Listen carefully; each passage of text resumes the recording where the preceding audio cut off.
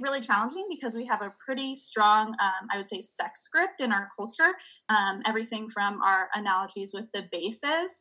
There's like an expectation that, it goes from kissing to this, to that, to the other thing in a very kind of linear way. And that's not how it is for a lot of people once what they want to do with one another sexually. So affirmative consent looks at different aspects of what we need for something to be consensual. First, it needs to be freely given. So that means there's no violence or coercion involved. It needs to be reversible. So that means maybe you say, yeah, I feel like making out after the movies. And then after the movies, you decide, actually, I'm not really into it because I put, garlic salt on my, popcorn. And now I don't really want to make out anymore. So you can take back consent at any point, right? It's reversible. It's also informed, meaning that both people know what's going on. So especially I think when we use slang terms like, hey, do you want to hook up? What does hookup mean, right? So both people are informed about what's going to happen, what the risks are that are involved, and how to be safe. And this fourth one, enthusiastic, is a big one. So ideally, it's a situation, and what you're going to do is something that both people want to do, and they're both excited about. So it's not because you feel obligated or you feel like everyone else is doing it, so maybe I should be doing this too. But it's something that you actually want to do for yourself. And the last piece here is that consent is specific, right? So that can be specific to what you're doing, but it also can be specific to, maybe the location. So, hey, yeah, I feel comfortable making out with my partner, but I don't really want to do it like in front of my parents, or I don't really want to do it at school, things like that. So you can get into the nitty gritty. And again, with all of this isn't yes or no. This is a conversation, which involves a lot of discussion. And in order to discuss things, we have to communicate, right? So I just want to go over a few different communication styles that we often practice. So there's passive communication. Passive communication might look like you're putting other people's feelings before your own to avoid conflict.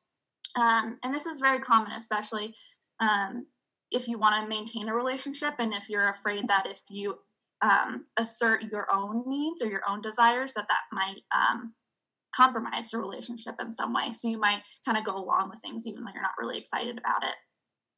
You might be shy too. So that might lend to a passive style of communication just because you're not someone who's super comfortable speaking up. You might be having a hard time making decisions. So again, you might go along with things that you're kind of unsure about. Passive communication, it's again, it's not a good thing or a bad thing. It's just something to be aware of. When are we being passive?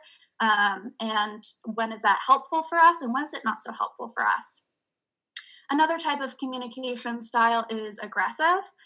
So this might look like you're putting your needs before other people's feelings in the process.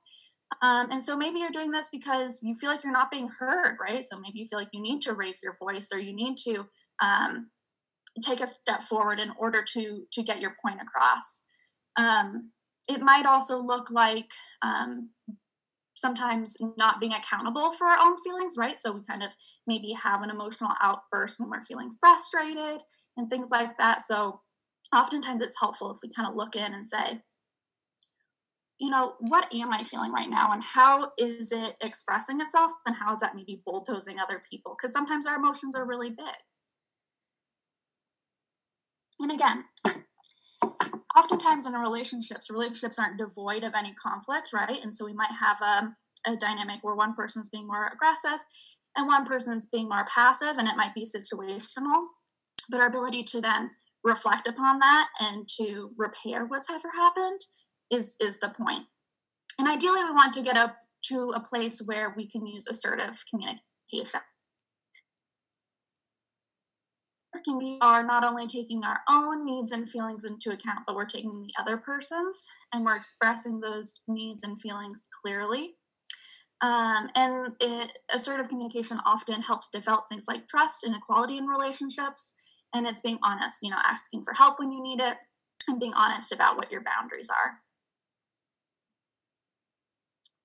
All right, so if people want to type into the chat, and then we'll read aloud, what are some things that consent might sound like or look like? And I'll wait a few minutes for people to respond.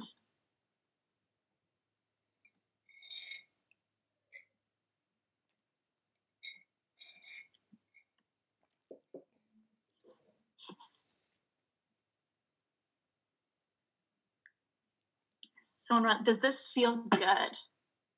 An enthusiastic yes, so not being reluctant. Consent sounds like the presence of a yes, not the absence of a no. No hesitation.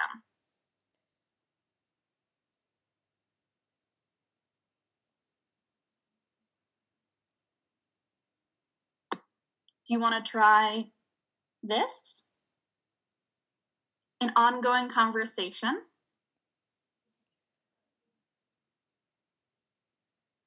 These are great answers. What do you like? What feels good? Want to try that? It's mutual, absolutely. Yes, I'm okay with you touching me here, but not there. Do you want me to stop? Yeah, so it looks like lots of different questions is what consent sounds like and looks like. Is there certain body language often that comes with when you're wanting to do something?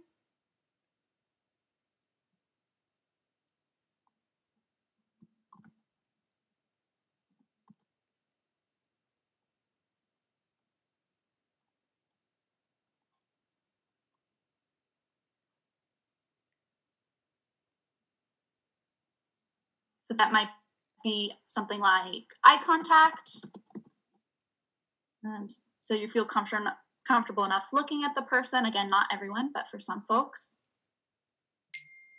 Feeling the moment, shaking your head yes, being open towards the other person, right? So you're not kind of looking down as much, but you're feeling open and confident. You're actively participating, right? So there might be more movement. You're not shut down. Absolutely. Great. It says if the other person is acting scared and not making eye contact, it's not consent. Yeah, so I want to recognize also that, sometimes we can give mixed messages. I think especially in our culture where people who are assigned female at birth are trained to sometimes just smile, right? We're told to smile. So sometimes we might give one cue through our body language or through verbally that we don't actually mean, right? So you kind of have to pick up on different cues. I know sometimes when I'm feeling nervous or anxious, I'll laugh, and it's not because I'm having a good time. I'm actually just kind of anxious. And so being aware of our bodies and how they react, and getting to know someone to know when something is consent and they are wanting to do it and not, because if we just rely on nonverbal communication or if we just rely on a yes, sometimes again we can get mixed messages. So pausing and taking a minute to talk, just like all of you are saying, to ask all those questions. That's great. So what does no consent sound like and look like when you don't want to do something or you're not sure?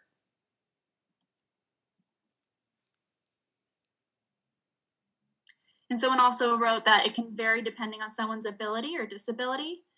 So relying on nonverbal, you need to be more familiar with your partner. Yeah. So no consent looks like hesitation. Yeah. Maybe shaking our head, saying no. Having your arms between you, so there's no sense of wanting to be closer. Absolutely, you might put your hand out. Saying, I don't know. Yeah, absolutely. Uncertainty. You're unconscious. Yep, that's no consent. Freezing or not moving. Or the body language doesn't match what someone's saying. Yeah. Silence. Pushing the other person away. Mm-hmm. Maybe. Yeah. A little bit of a tepid response there with, maybe. Changing the subject, yeah. Or saying, I guess so. Yeah, it doesn't sound like a enthusiastic or affirmative response. Those are all great answers. So now we're going to go into an activity. It's the red light, green light. So I'm going to kind of go over what those different things mean, and then we're going to have a scenario, and you're going to have a chance to say whether you think it's a red light, yellow light, green light, and why. So red light signs are signs that you should stop. And that might be because one or both partners are too intoxicated to either gauge or give consent. Someone's maybe asleep or passed out. Or one or both partners are hoping the other person will just say nothing and go with the flow, right? So they're not communicating. Or one or both partners are tending to get their way by any means necessary. So those are all red light signs that we should stop. Yellow light signs are signs that you should pause to talk. So that might be, again, those maybes that I guess, or I'm not sure. So they're not sure what they want or what the other person wants. Or maybe they're getting or giving mixed signals. The partners may have not talked about what they want to do, right? So they're just kind of guessing in the moment. Or they're assuming that they'll do what they did before. Or one partner stops and is not responsive. That's definitely also a yellow light to pause. And then green light signs are signs that you can keep on going, but keep communicating, right? So it's not just a one-time thing. So partners have come to a mutual decision about how far they want to go. They've clearly expressed their comfort with the situation. They feel comfortable and safe stopping at any time, and partners are excited. All right, so our first scenario is Alex and John. And Alex and John have been flirting in biology class all year. They always sit next to each other and make jokes trying to get the other to smile. Homecoming is coming up and Alex wants to go with John. In class, Alex asks if they can talk after class. John says, sure. After class, they meet in the hallway. Alex asks, hey, do you want to come to prom with me? John smiles and replies, yes, I would love that. Alex is excited and leans in, and John leans in too. John smiles and asks, can I kiss you? Alex smiles and whispers, yes. So in the chat, if you want to type if you think it's red, yellow, or green, and why.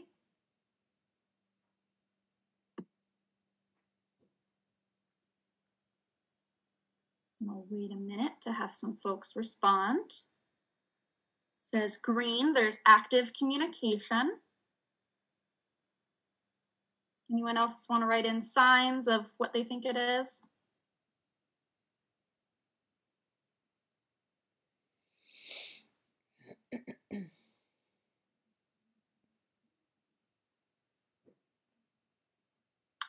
There's body language, right? So they're both leaning in, they're both smiling.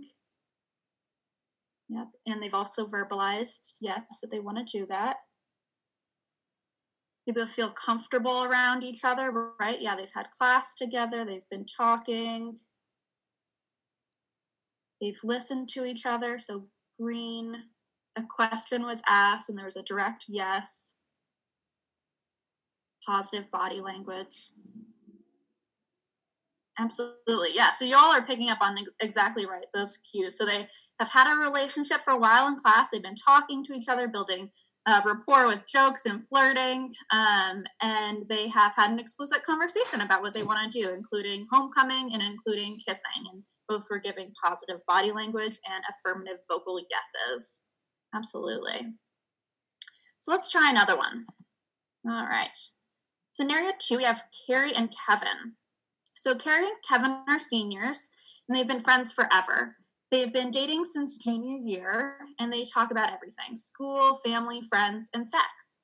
Last month, they started having sex. Carrie is on birth control, and they also use condoms every time to be safe. They're at a big party, and both of them have been drinking quite a bit. Kevin grabs Carrie's hand, and they stumble into one of the bedrooms. Kevin starts to take off Carrie's shirt. He sees she's smiling. He hurts. What do we think about this one?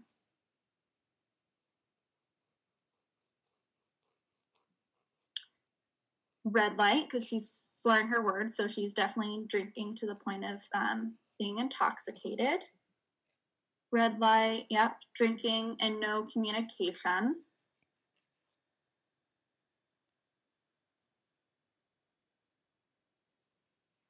Yep, red light because they're both intoxicated.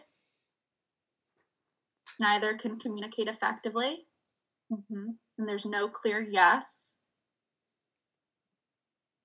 Yeah. That's great.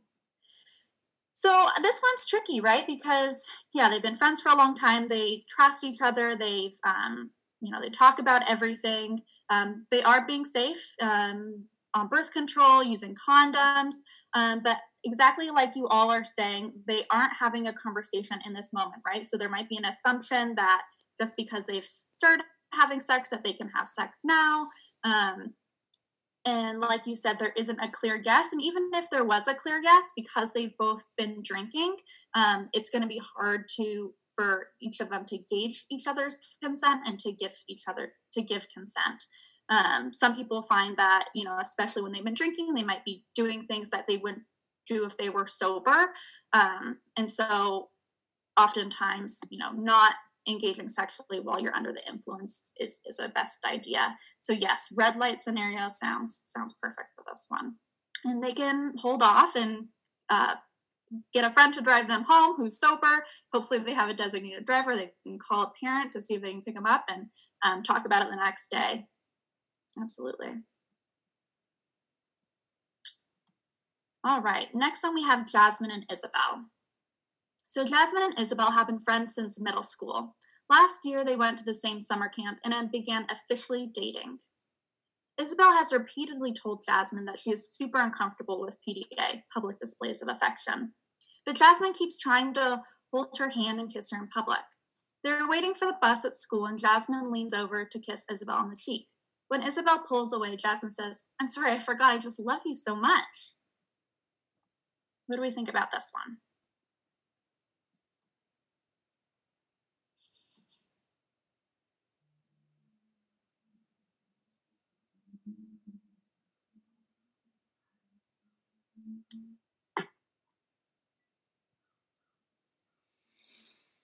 All right, one person says red light. There has been clear communication about boundaries, and the boundary keeps being crossed. Red, she communicated she isn't okay with those things. Jasmine's continuing to invalidate by ignoring her and trying again. Yeah. Isabelle has expressed her discomfort and Jasmine doesn't acknowledge it. Yeah, so I think this absolutely can also be a red light situation. Boundary has been set, it's been violated, and I think sometimes we might have a hard time with this, especially because, if it's holding hands or kissing, some people might minimize that, but even though they love each other, love isn't an excuse to violate someone's boundaries. And so what are some things they could do is they could have a conversation to see if there is some code maybe they could come up with for Jasmine to show, affection. So that could, be saying something like quack, quack, to mean I love you, or something like that if they want to maintain the relationship. But Isabelle also might feel uncomfortable at this point because her boundaries have been violated. So she might decide to end the relationship or talk to a friend or a trusted adult. Yeah, this one's tricky, but it's definitely setting up not a good precedent. Yeah. And someone said, yes, love is not an excuse to violate someone's boundaries. Absolutely. And it can be tricky because oftentimes when we love someone, sometimes we might, again, to maintain a relationship, slowly loosen our boundaries, and minimize our own experience of, Jasmine loves me. It was just a kiss. Maybe I'm overreacting, right? But I think it's those small things that can always add up to big things as well. So, yeah, that's great. All right. Yeah, you can't use love as an excuse, is what someone said. Absolutely. All right. Let's do a couple more.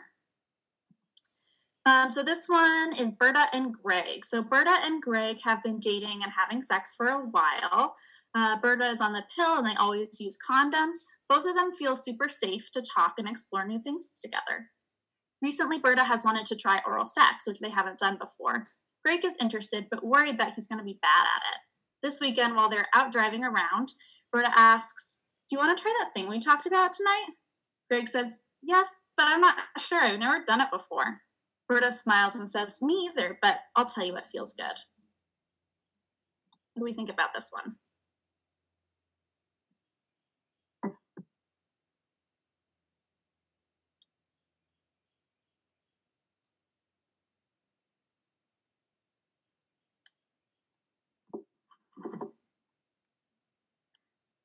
All right, yellow, they need to talk it out more.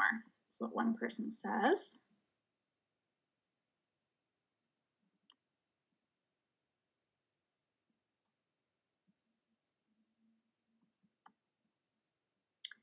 It says yellow light, Greg seems unclear, so more discussion would be helpful.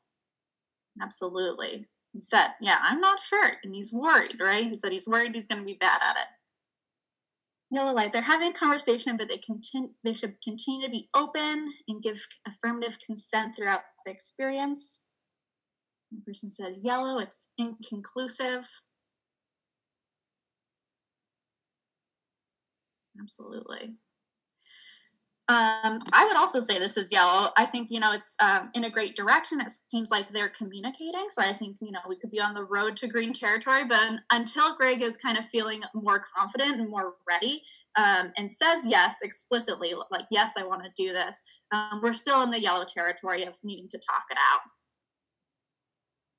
And someone else says yellow. It's a conversation, but important to note that it's not just about Berta's pleasure, and Greg matters too. Absolutely. That's a great point. And sometimes, it's, she says, me either, but I'll tell you what feels good. And so we want to, not pressure. So like, I'll tell you what feels good. But of course, Berta could also say like, I want you to be ready and you to have a good time. So, let me know if this is something you want to do. Yeah. So keeping on talking. Absolutely.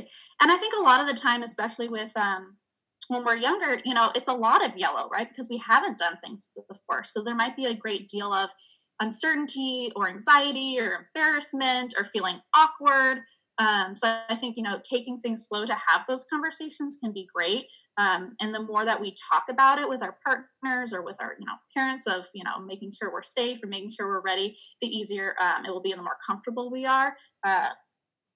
So starting with talking and then absolutely maybe down the road, you'll feel more confident. All right, last one. We have Layla and Gary have just started dating and they're super into each other and they text each other constantly. Both have agreed that they're not ready for sex, but have started kissing. One night during a text conversation, Layla says, I loved watching your game today. You were so fit, winky face. Gary responds, do you want to see a pic? Kissy face emoji. Layla texts back, yes, please. Gary sends her a pic of himself standing in the mirror, lifting his shirt and flexing his abs. All right, what do we think of this one?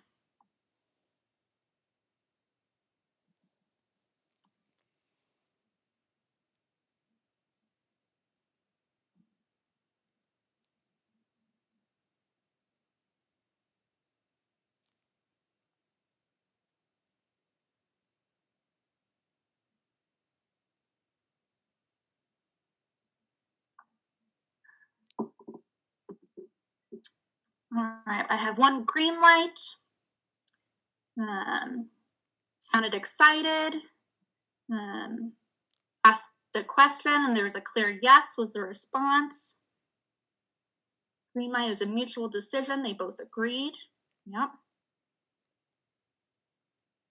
Enthusiastic consent. Absolutely.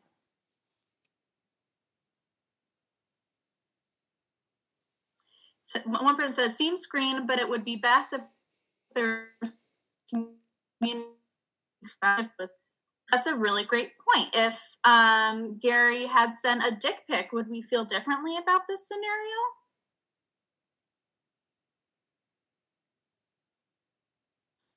Yes, people are saying yes, we would feel differently. One says, I probably would. Yeah. So this one's tricky because I would, agree with what people are saying. Like, there's, they're talking, there's an enthusiastic yes.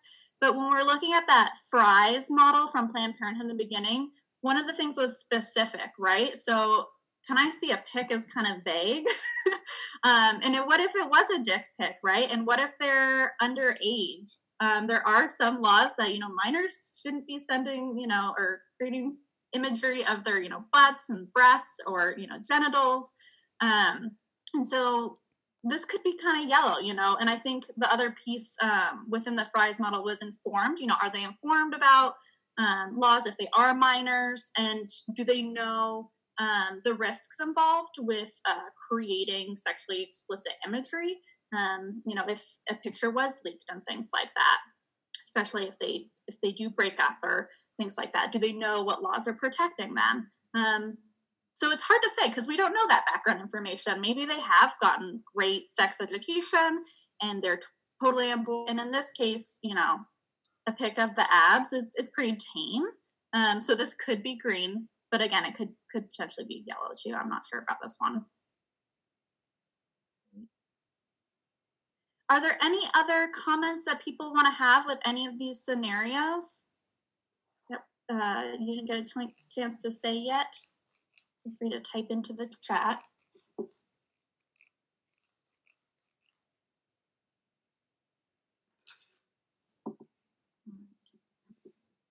Well, I'll keep an eye on it, and we'll have a chance for questions in a minute because we're about to wrap up. So the last thing I wanted to leave everyone with is just some reflection questions. So I think sometimes we talk about consent as like, consent's so easy, and this is what consent is. And sometimes it's this binary of like yes or no, or, even if we talk about it in terms of conversation, which is what it is, like having conversations are hard. And there's a lot of feelings that can come up, I think, especially when we're talking about intimate relationships. So some questions you might want to write down. Again, you don't have to write down all of these, but anything that resonates that you're like, oh, I want to explore that more. Some things that I found helpful to think about are, exploring my yes is, what does it feel like when I know I want to do something, right? When I'm feeling confident in my yes. And how do I usually express my wants and desires? Do I express my wants and desires, or am I usually pretty shy? Am I ever excited that I want to do something without checking with the other person first?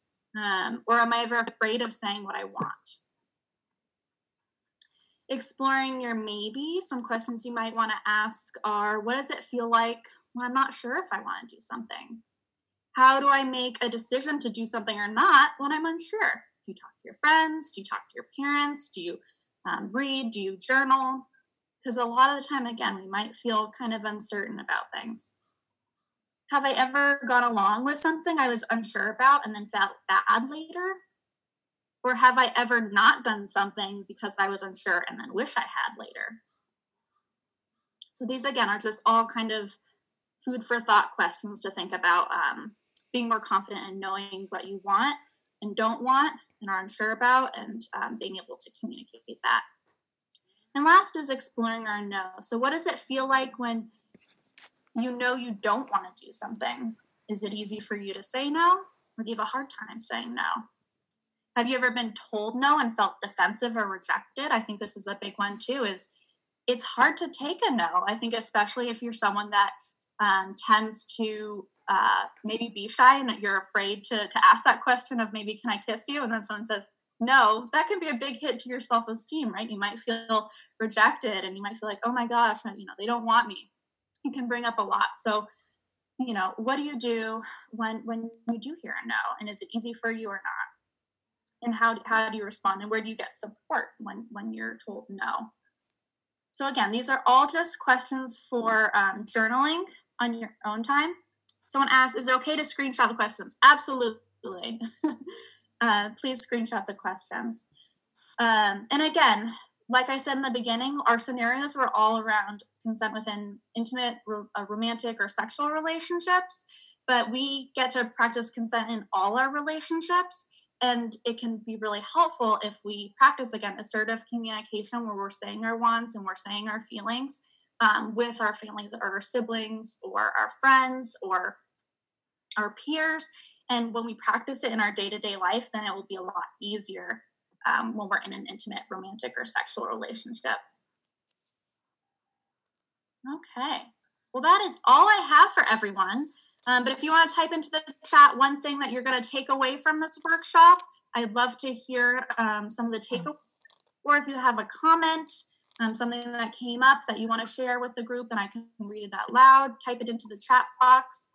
Or you can also type questions into the chat box for us to talk about.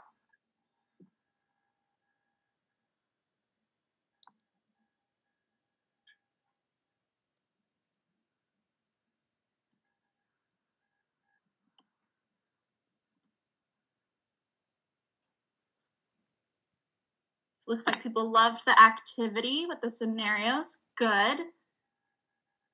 Have a better understanding of what consent looks like in a healthy relationship in an affirmative way. Someone said we present to high school students, so this activity would go over well. And I do want to say, and I can type it into everyone, or maybe I'll let people Google it, but the red light, green light activity came from scarletine.org.com. It's if you Google driver's ed consent, scarletine, it will come up and it will go more into depth, and it's that kind of framework around how we can look at consent.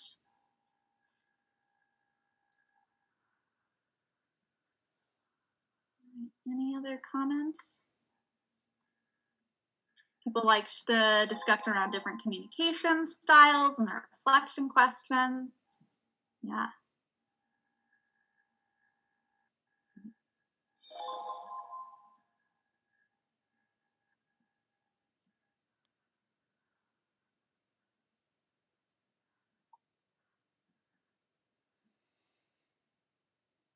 Does anyone have a question they wanted to pose to the group?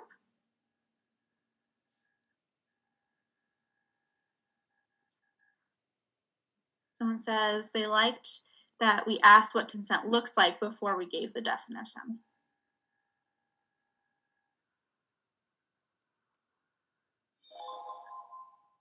People are excited to explore their yes, maybe, and no. Haven't thought of doing that before.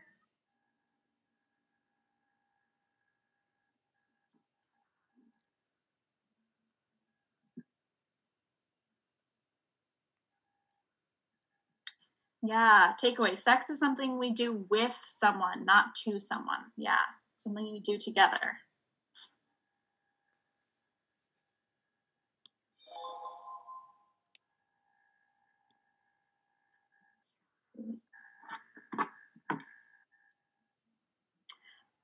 And someone shared the scarletine.com consent tab. Thank you.